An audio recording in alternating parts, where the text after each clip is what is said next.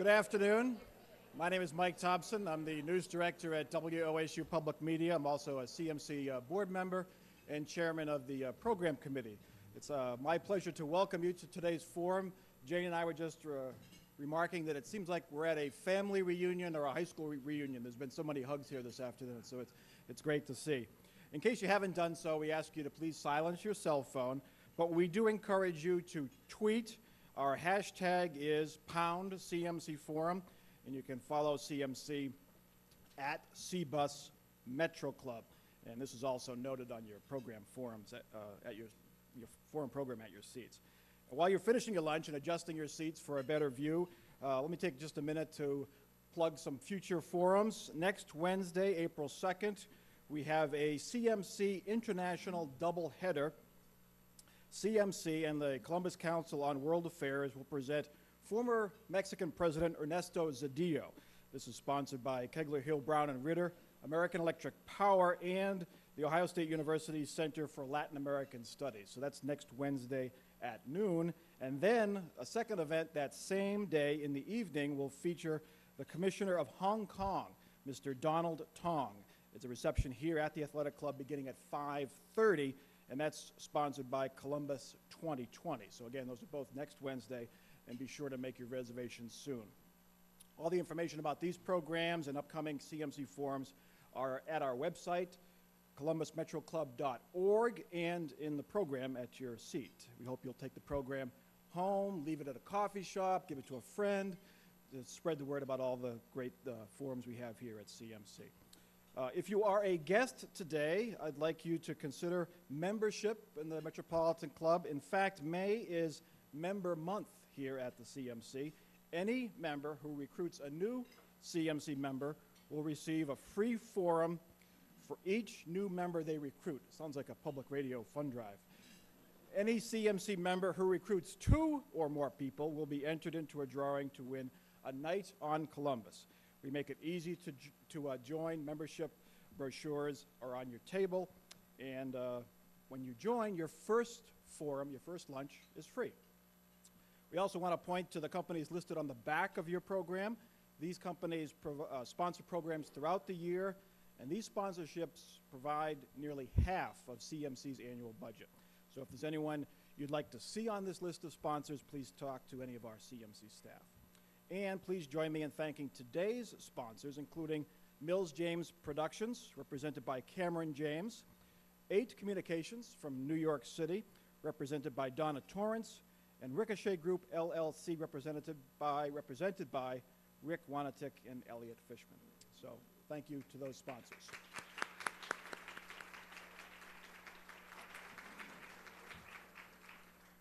Today's CMC program could be subtitled, "Where Are They Now?" Our speaker's influence was felt at the Limited, at the nonprofit organizations that were the recipients of his expertise, and by many of the former employees he mentored. Many, I guess, are here today. Sharing the stage as interviewer is Karen Schwarzwalder, former CEO of the Columbus YWCA. Please welcome Karen Schwarzwalder.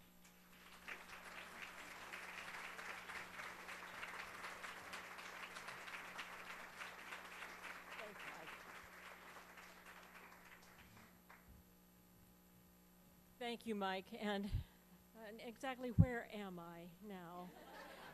I'm looking out and I see a lot of people that I know. It's a familiar room.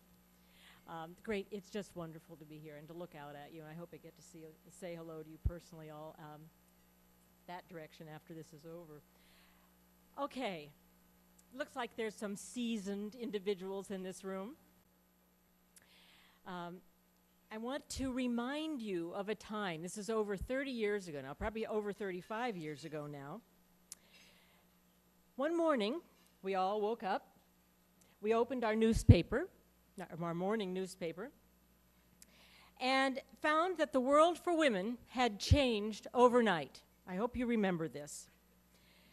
We opened the morning paper, and what did we see blazing back at us above the fold in big headlines? Anybody know?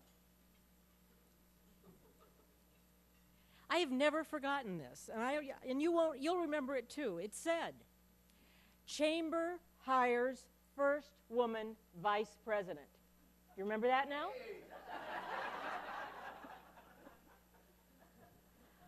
I want to tell you that I know we think nothing of that now. We think nothing of a vice president or a president of the chamber that is of the female gender. But back then, I'm telling you, I was dazzled. I was stunned. I was dazzled by this. Could this really have happened? The chamber, a citadel of testosterone here in Columbus, Ohio, had in fact hired a woman, Margie Pizzuti, to head up its communications function.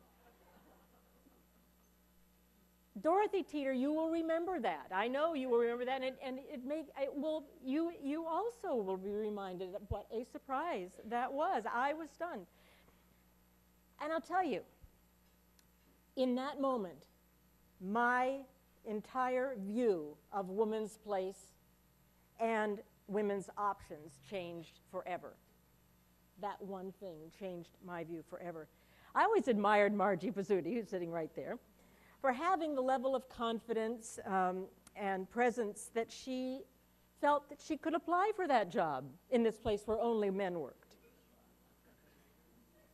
And because you know when you are the first at anything, you are a brave person because you were watched.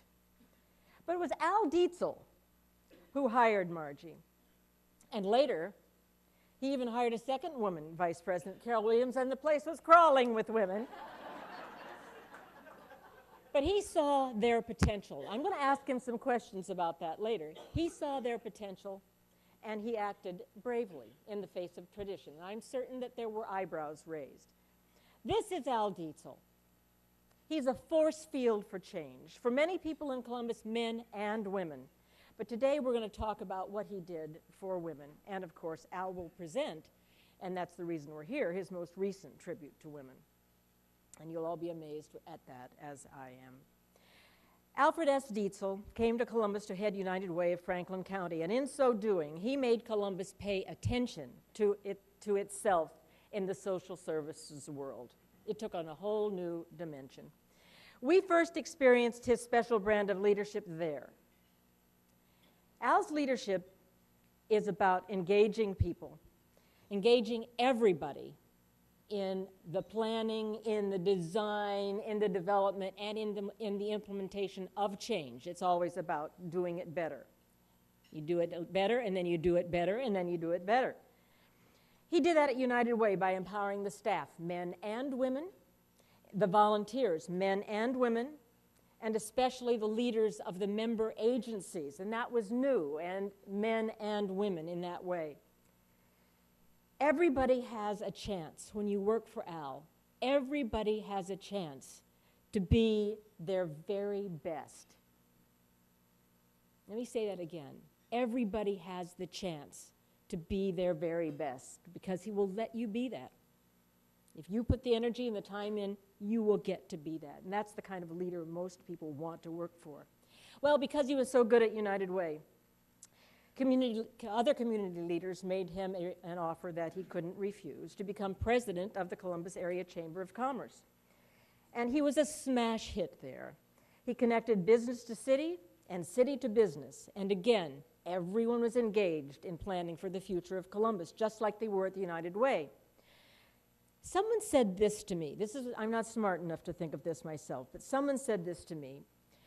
Al Dietzel taught Columbus who it is. There was a lyric to a song promoting Columbus that Al commissioned. Maybe someone can sing it. I won't be singing it, but one lyric said, "Columbus, Columbus, we're making it great." And maybe that music rings in your ears. And my friend said to me that this was the first honest positioning of why your company should move to Columbus. Not because Columbus is already all that it's ever going to be, but because together you'll be part of making Columbus great and greater. And then Governor Dick Celeste was elected, and Celeste made Al Dietzel his most highly visible cabinet member and the director of development for the state of Ohio. And Al, I worked there then, and Al was a whirling dervish. I mean, he was always somewhere. He expanded international trade, promoted the state everywhere, worked day and night, weekend, all the time, and really put Ohio on the map. And then Les Wexner had the smarts to steal him from as Limited's first vice president for public affairs. Al created the publicly traded company's first office and system to communicate with Wall Street and its investors. And he also grew the Limited's ties to this community in ways from which we still benefit today. He worked closely with Les and then with Les's new bride, Abigail, as she strategically invested herself, the family, and the brand in this community, and particularly in causes supporting and assisting women in developing their leadership and women in working to improve their opportunities for health, education, and safety. That was a powerful, powerful team, and it still has lasting benefit for which we're all grateful. Al retired a few years back, but even in retirement, his focus on women and girls continues, which we'll talk about today. Today, we see here in Columbus the benefits of what focused passion and commitment yield. It's no surprise that he chose Columbus to unveil his latest creation, WomenWhoChangedAmerica.org. Al's right down in front, and he will come to the stage in a moment. But before we see Al live and in person, I ask everybody to focus on the screen as Al begins his program on video. So the video will rise, you'll see the video, and then Al will come to center stage. So, my friends, please welcome a great advocate, champion, activist, and leader in support of women and girls everywhere, Alfred S. Dietzel.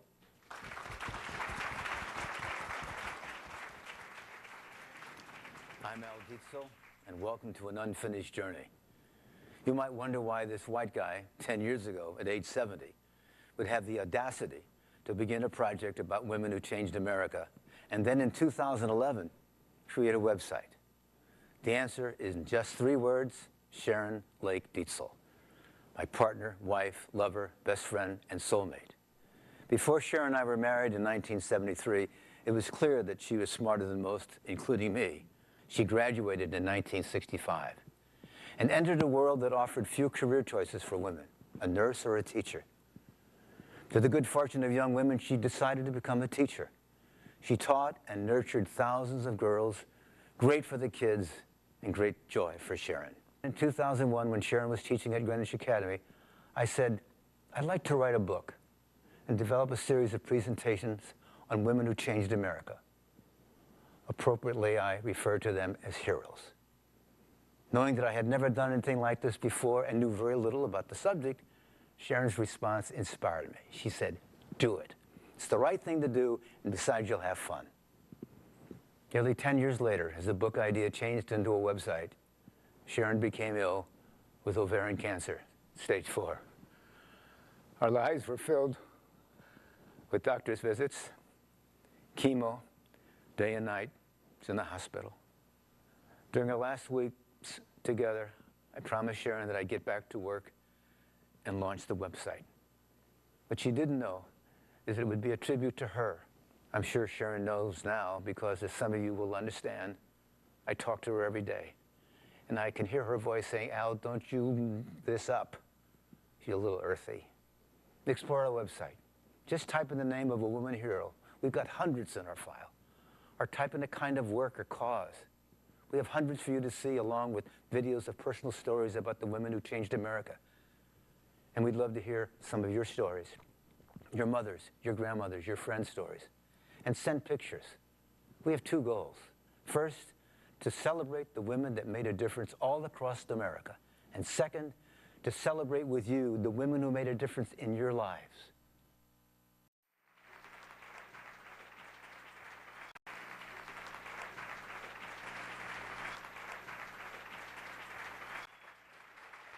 Wow! Woo!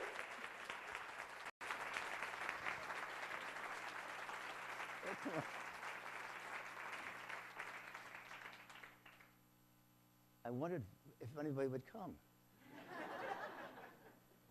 Thank you so much. A great welcome. And I'm so glad to be back in Columbus. What I want to do is share some stories with you of women who changed America, starting with one of our own. I call this the Nancy Jeffrey story, or how Dietzel came to Columbus. In the fall of 1973, I was invited to come to Columbus to interview for the United Way's executive director's job.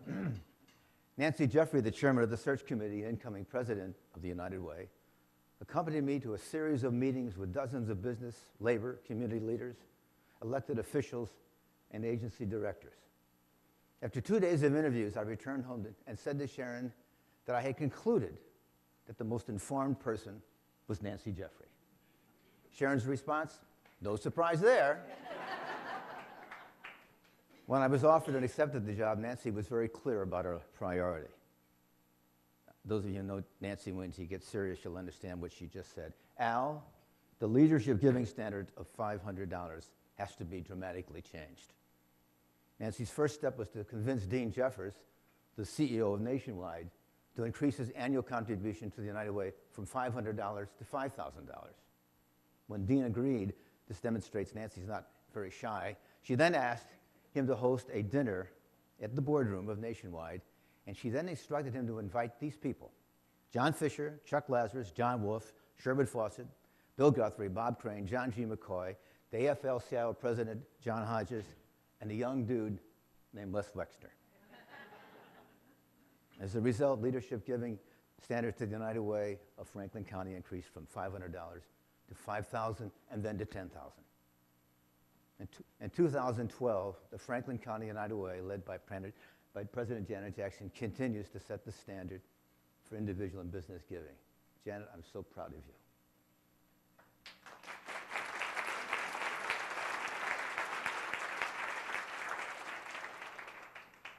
As I began the book, which later became a website, Women Who Changed America, I received sound guidance from my Columbus friends. Al, recruit women historians to advise you. My first visit was with Dr. Janetta Cole, a PhD from Northwestern University, an anthropologist, an author, a brilliant leader in the women's rights movement. As I walked in her office, she greeted me and said, "Hi, Al." "Hi, Dr. Cole." I'm used to that. After a few pleasantries, she said, "What caused you to write a book about women?" I said, "I was inspired by the opportunities available to my two young granddaughters, Zoe and Dylan." Dr. Cole replied, "I understand that, Al, but my question is, what occurred early in your life that would cause you to write about women?" I paused, and then I remembered. I said, "Dr. Cole, in the summer of 1940, my mother entered her house just dressed to the nines and with a big smile said, 'I have a job as a sales clerk in a department store in downtown St. Louis.' 9 years later, I met my mother, now a buyer in the women's apparel department, as she returned from New York. As we drove home, instead of regaling me with stories about her buying trip, she just stared out the window. And finally I asked, 'What's the matter, Mom?' She said, 'I just learned that my little department had among the highest sales per square foot in the whole store.' I said, 'Well, that sounds like good news.' And then she said, 'I also learned that women buyers make less than half of what the men buyers earn.' I said, 'Dr. Cole, I was only 18, but I knew that was wrong.' Dr. Cole responded this way. She said, 'Al, fill your website with stories. Women get their strength from stories.' So what follows are the stories of a few remarkable women who changed America. Mary Church Terrell's father inherited some land from his owner. By the time Mary was born in 1863, he had become a self-made millionaire. Her parents, understanding the importance of education, sent Terrell to the esteemed Oberlin College.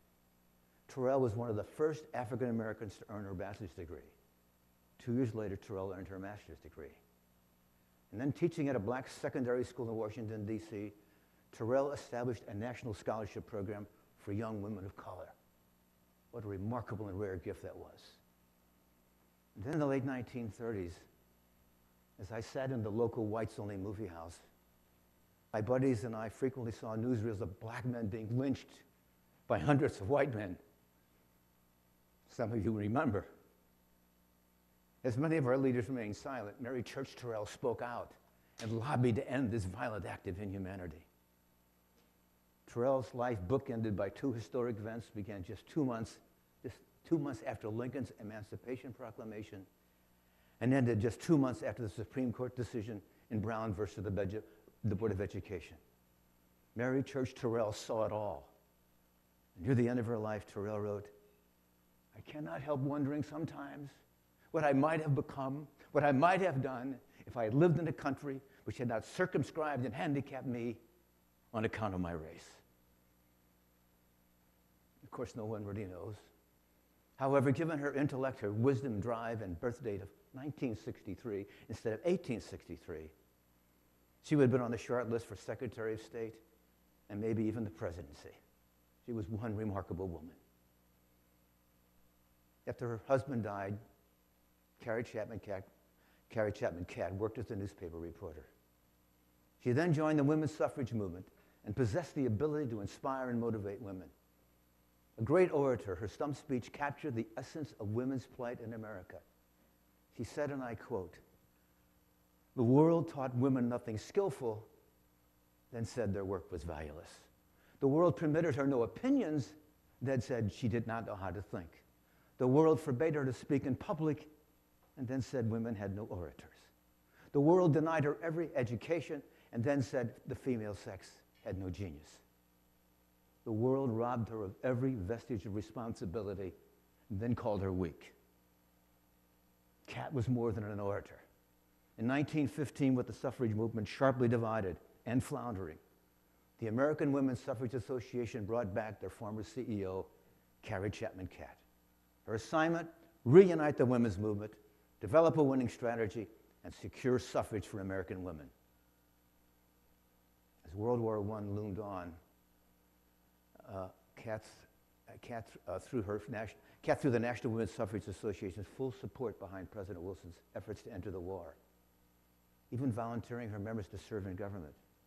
This politically wise decision produced a singular, tangible result. President Wilson gave his full support to women's suffrage. And finally, on June 4, 1919, women's right to vote was approved by both houses of Congress. Thank you, Carrie Chapman Catt. When Eleanor met Franklin Delano Roosevelt, the future president of the United States, she was an intense, shy, cerebral young woman and a somewhat socially awkward junior league member. It was only later in their relationship, after she discovered his infidelity, that she found the strength to stand on her own, to live bravely, excitingly, and imaginatively. When her husband became president of the United States, she became his eyes and ears. In the process, she redefined the First Lady's role. Imagine the reaction of people all across the United States when she's photographed going down into a coal mine to see firsthand the working conditions that miners faced each day. Or when she spent a night with the sharecropper family with no electricity and no running water. She had weekly press conferences with women reporters. She had her own radio program and wrote a column for a syndicated newspaper. And then in 1939, when the Daughters of the American Revolution barred the internationally recognized singer Marian Anderson from singing at Constitutional Hall, Eleanor spoke to her husband. President Roosevelt's response was, "She can sing wherever she wants." Eleanor arranged for Anderson's historic event at the Lincoln Memorial in 1939, a civil rights milestone. Don't I wish I could have been there? Don't you wish you could have been there? On April 12, 1945, I was getting on my bike after a baseball game, and a boy came up to me who I'd never seen before and said to me, "President Roosevelt is dead." I got off my bike and cried. He was the only president I ever knew. Months later, Eleanor Roosevelt said, "The story is over." She, of course, meant her story. However, on December 21, 1945, 8 months after the death of her husband, President Harry Truman appointed Eleanor Roosevelt as a delegate to the United Nations. In 3 years, she helped draft the Universal Declaration of Human Rights, a document that contributed more freedom to more people around the world than any other. To our children and our grandchildren, she will be remembered simply as Eleanor. She would not have it any other way. Senator Margaret Chase Smith, born in 1887, 33 years before women had the right to vote. In 1940, she was elected to the United States House of Representatives from the state of Maine. She was 53 years old. 10 years later, on February 9, 1950, she was the first woman elected to the United States Senate and the first and only woman elected to both houses of Congress. Some of you may remember one of Senator Smith's fellow Republicans, Joe McCarthy, the junior senator from Wisconsin. You may recall he daily announced a new list of communist conspirators and alleged that they had filtered into our defense industries and our universities. As he intimidated thousands of people in government and business and universities, a fear gripped America. I remember that so vividly.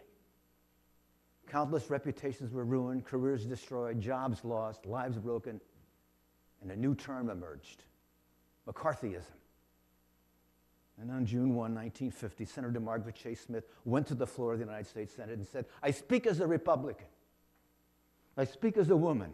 I speak as a United States Senator. I speak as an American.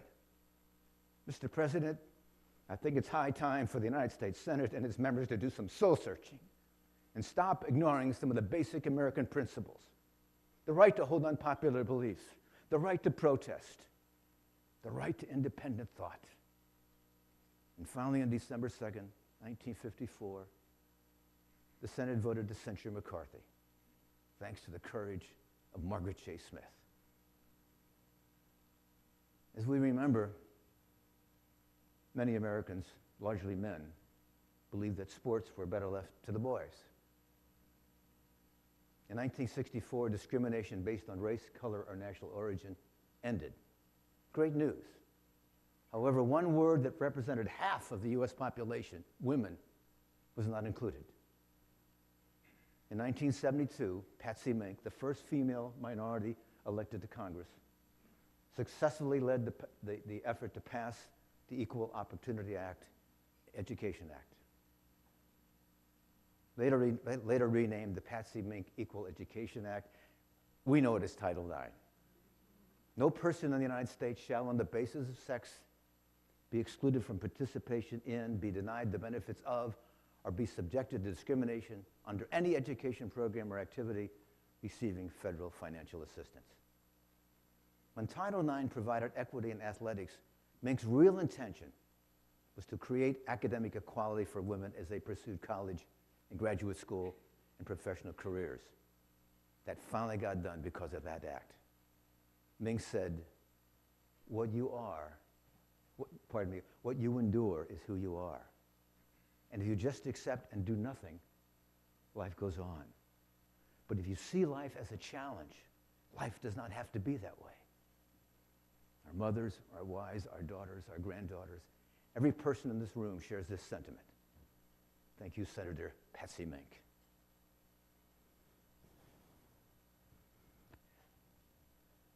Annie Glenn shares a number of character traits with her husband, John, the astronaut and former United States Senator. Both are intelligent, caring, patriotic, and courageous. John's historic trip around the earth in 1962 was clear evidence of his courage. A speech delivered in 1979 before 350 members of an Ohio women's organization confirmed that Annie possessed an extraordinary share of courage. Like her father before her, Annie Glenn had a severe stuttering problem. Even simple conversations with friends were difficult.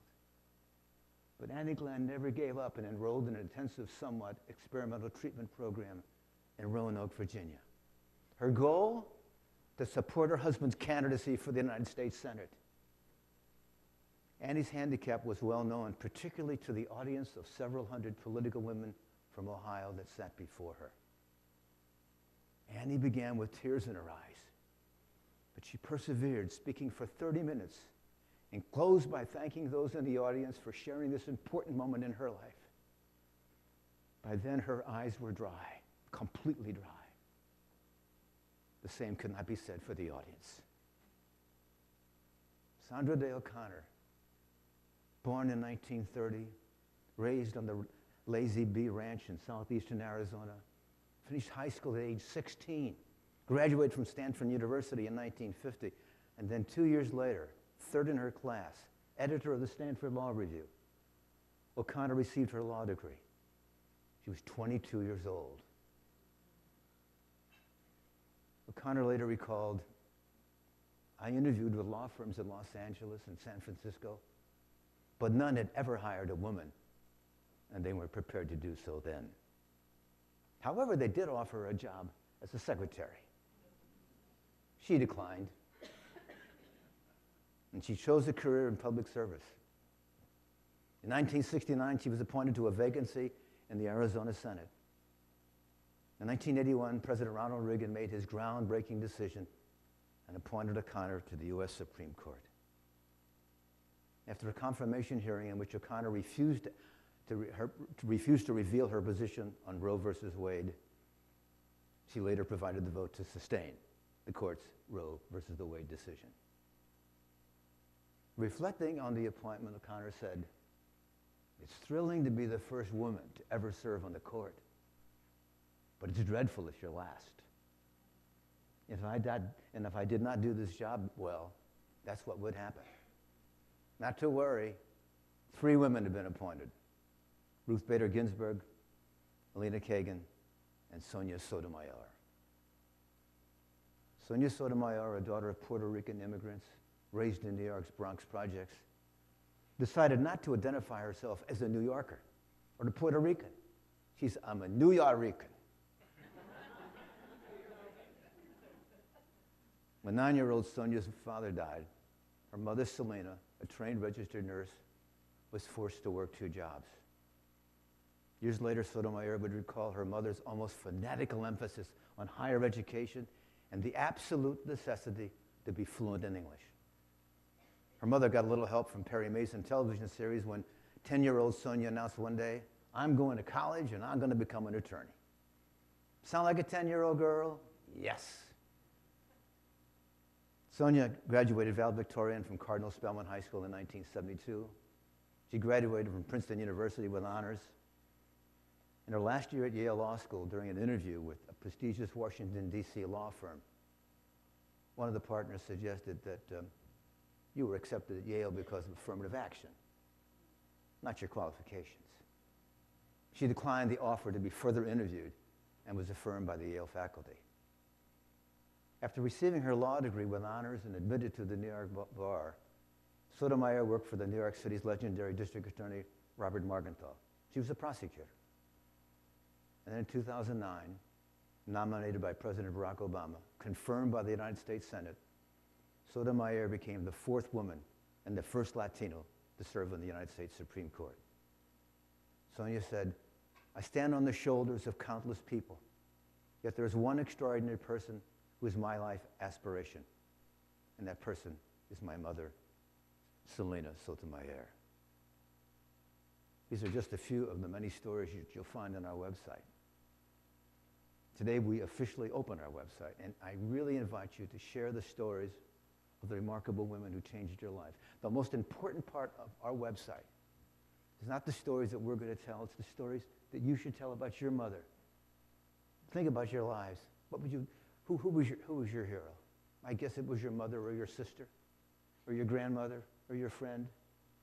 Those are the stories we'd like to hear. And I got to tell you, in closing, I am so glad to be back in my hometown. Thank you so much.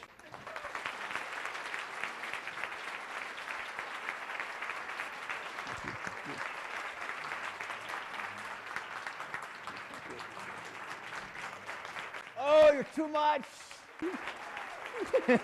Thank you, thank you. Thank you. Right. Okay.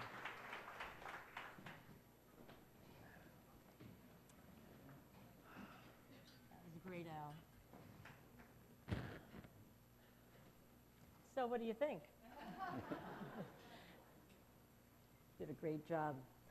Al, so all of us, I think, would probably be candidates. We would be people who could perhaps fill out this card and follow the instructions and actually put our own story on your website. And I could talk about my mother and my grandfather, but I would also, if you're talking about who influenced my life, I'd have to talk a lot about you. And I think how many would have to talk about Al on their story. Thank you. This is a wonderful website, and you've had a wonderful life. Your life has been a gift to all of us, Al. This is another gift. I don't know if you've all been on it. I hope you hurry and get on it as soon as you can. WomenWhoChangedAmerica.com. .org. It is rich with information, all collected in one area. I mean, you would want to take a daughter, you would want to take a son, you would want to take a grandchild and go and look at it. It's accessible to everyone at all levels, and the stories are give you heart and hope, and you recognize that people always have worked against all odds, and there always have been challenges, and there always have been allies to help people do what they needed to do, and that is so inspirational. So Al, thank you for that as this latest gift to us. Al, I have to ask sort of the obvious question, or maybe it's not so obvious, but it's obvious to me. Did you always consider yourself an activist for women? I don't think of you as a person necessarily with a personal agenda, but you certainly have demonstrated that you've been there for women consistently over and over again. Did you think of it that way?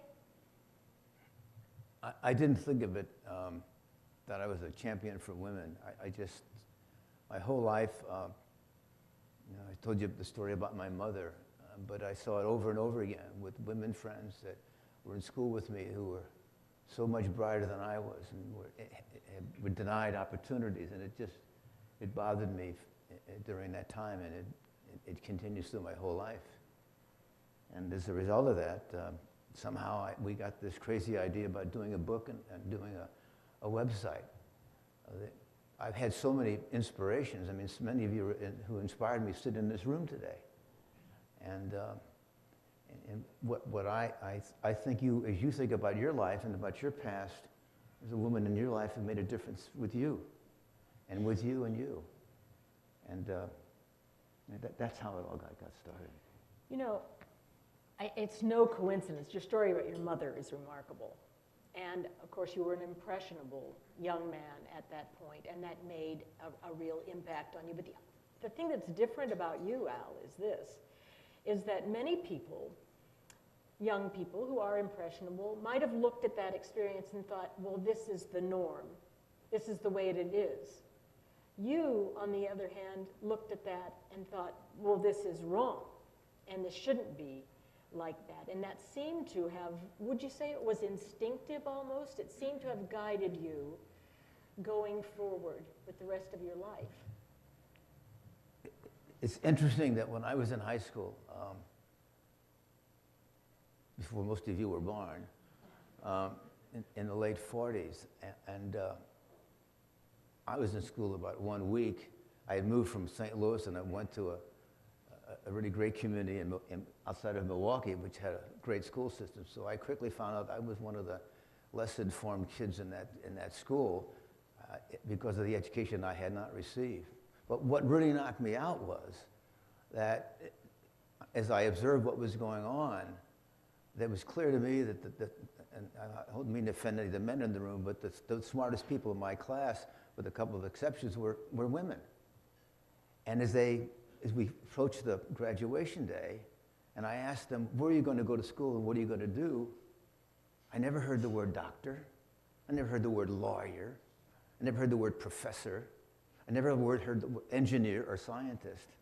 It was like, well, I don't know, I'll be a nurse maybe, which is a great profession, but that was kind of the limitations, or maybe a teacher.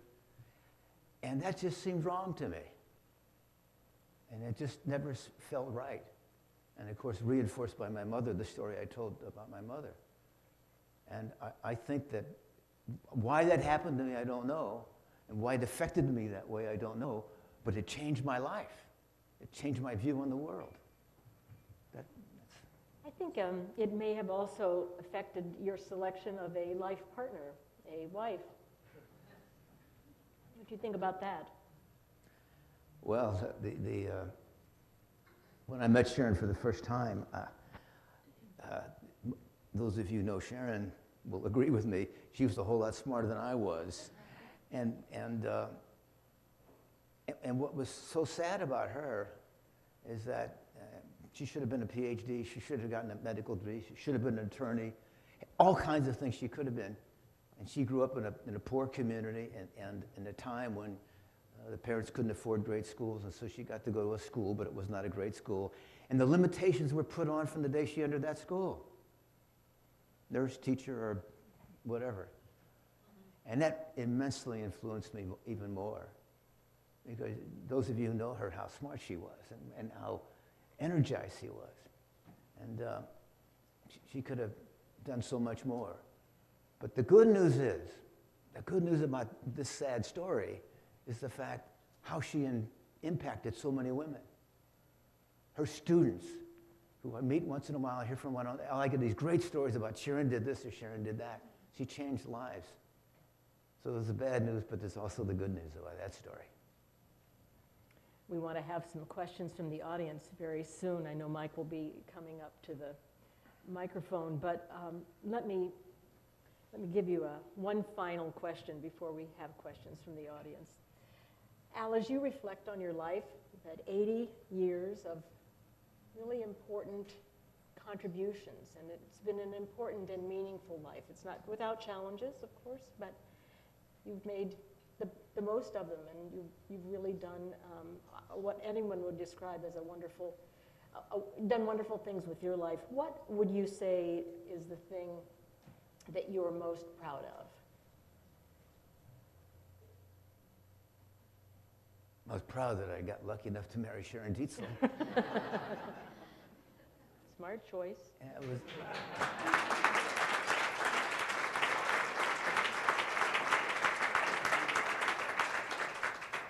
And I'm proud also of looking around the room of the women that I've had the privilege to work with. Some are sitting right down here, some are sitting in the back of the room, that enriched my life and reminded me daily that I wasn't the smartest guy in the room. and those who know me know I've said this before. You know, the women that I surrounded myself in my jobs, I look at some of the guys out there who realize what I'm saying is really true, made me look good. Yeah. And that ain't bad, huh? That ain't bad. Okay, it's time for your questions. The CMC always makes time for audience questions, so we urge you to approach the microphone. We ask you to keep your speech-making brief, ask a question, and we are on TV, so if you have lettuce in your teeth or you're running from the law or somewhere in between, you've been warned. Go ahead, who's first? Hi, I'm Kimber Perfect, and Al, congratulations on Women Who Changed America, An Unfinished Journey. We're so honored that you came home to launch this remarkable website. My pleasure, my pleasure. And just as your tributes to these women recognize how they have changed the world, we just want to remind you that we know how you've changed our lives and how you've changed our community. From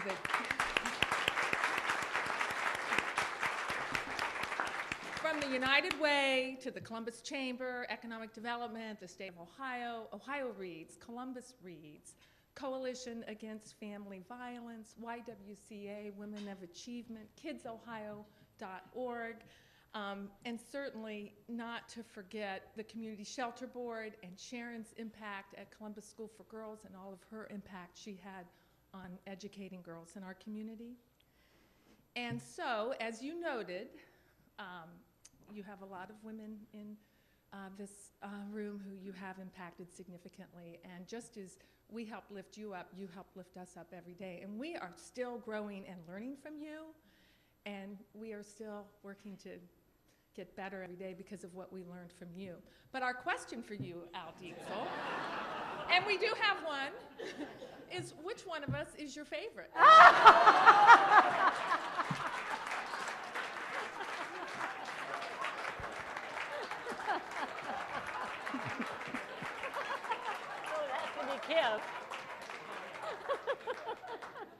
Next question. I'll let you. Oh, think no, about you that. go. Keep going. Keep going.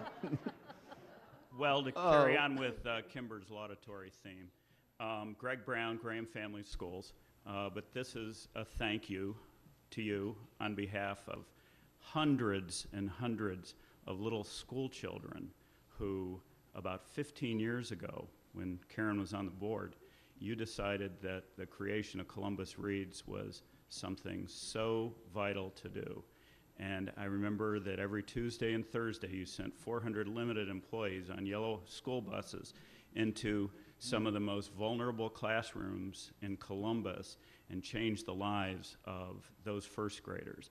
And something that you also said was that you not only changed the lives of first graders, but you also changed the lives of 400 limited employees as well.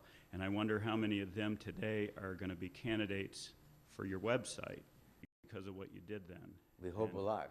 I hope a lot, and thank you. Thank you. Thank you.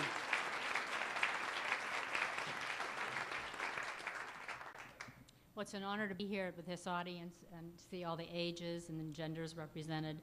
I grew up a little bit past you, but not that much longer, so it's a pleasure to meet you. And I'll break that tie about which woman you will choose. Even though you've not met me, my business is called Women Who Dare, so clearly I'm the choice. And I would just ask you the question, sir. If you had a room full of young men separately, age 20, and then a room full of women, age 20, what advice would you give them? And then if you had a combined room? That's called a pop quiz. I think I would say similar things to both the men and the women. It would simply be all you can be. Be all you could be. Okay. And work hard, study, learn, respect people, and be all you can be. That's my answer. Thank you.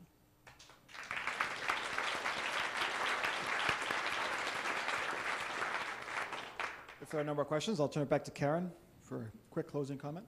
I want to talk with the group a little bit about how they can be part of the movement of all of this.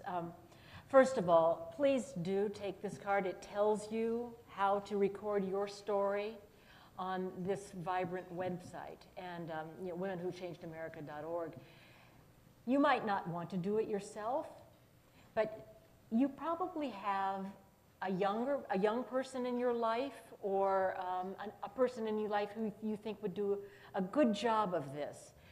Take it and give it to someone and direct them to the website and direct them to put their information on there. It will enrich the website if you do that. We want to turn this into a huge groundswell of movement on behalf of that site. So here's the next thing. Lots of you are on Facebook. Lots of you tweet. Go back to your computers and go to your Facebook page, go to your Twitter page, whatever you use, and mention this website and ask people to visit it and ask them to pass it on. Because that will drive people there throughout the country very quickly. And that's what this website deserves. And finally, Al, I know Al didn't probably want to talk about this, but I do, because I think you should know. Part of this project and part of the moving forward after Sharon died was the establishment of the Columbus Foundation. And so would you like to say? The Sharon Lake Dietzel Scholarship Fund. At the Columbus Foundation. At the Columbus Foundation. My wife was consumed with educating young women. and she particularly wanted to engage women in the science and math. And she devoted her life to that. And so when she died, I made the commitment to myself that when we finish this website, that any donations we make, any money that we make is going to go to a scholarship fund, which we have set up at the Columbus Foundation. And that's very important to us, not for us, but important to us, but significantly important to young women who we all want to help. And so if you can participate in that, it would be the greatest thing we could do to honor my wife. And I want to say I am absolutely overwhelmed by so many people today and being so good. And thank you so much. Good job, Al.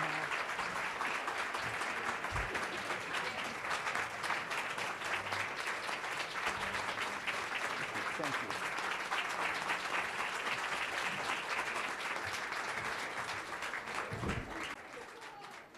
As we leave, a quick reminder to register for our forums next week.